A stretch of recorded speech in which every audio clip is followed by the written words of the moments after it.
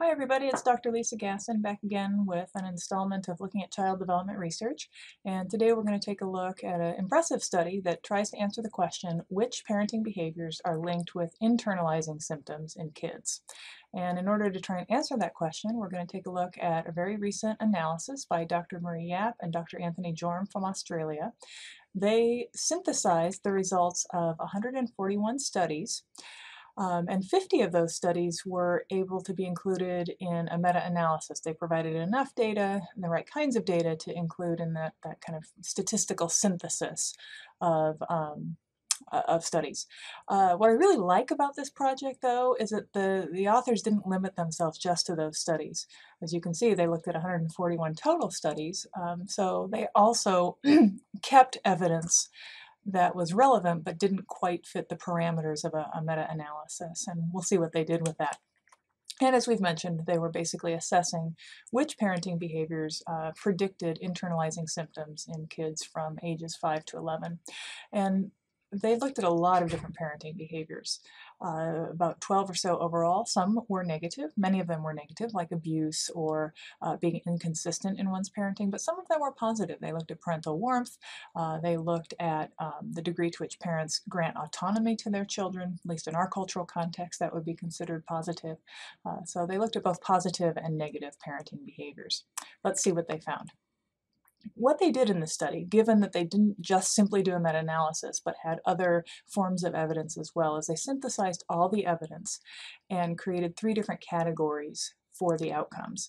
And the most stringent category they called sound evidence. In other words, there's lots of good evidence that certain parenting behaviors predict these internalizing problems in kids. So we're just going to look at that category because the other categories were more I should say less clear, I guess, that the results would really hold.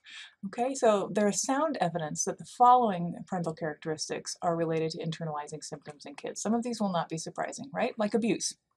And by abuse, they meant mainly physical abuse, sexual abuse, some kind of physical character to it.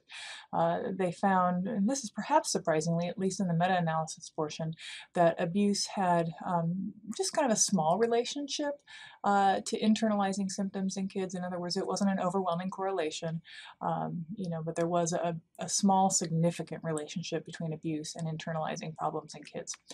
Parental aversiveness was also connected to internalizing symptoms. Aversiveness, at least as I read it, looked kind of like what we might think of emotional abuse, being hypercritical of your child, saying mean things to them. So more kind of abusive, if you will, on a verbal level. That relationship was a medium relationship. So again, not overwhelming in terms of the size of the correlation, but some predictability at least from aversiveness to the internalizing symptoms.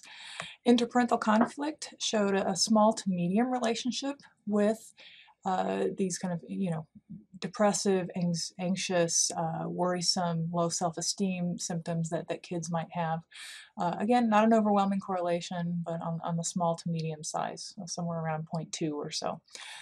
Parental over-involvement, which is kind of interesting, kind of what we might call helicopter parenting in this day and age, was also positively related. By positive, of course, I mean that higher levels of over-involvement predicted more internalizing symptoms in kids. But again, that relationship was only kind of on the small to medium size.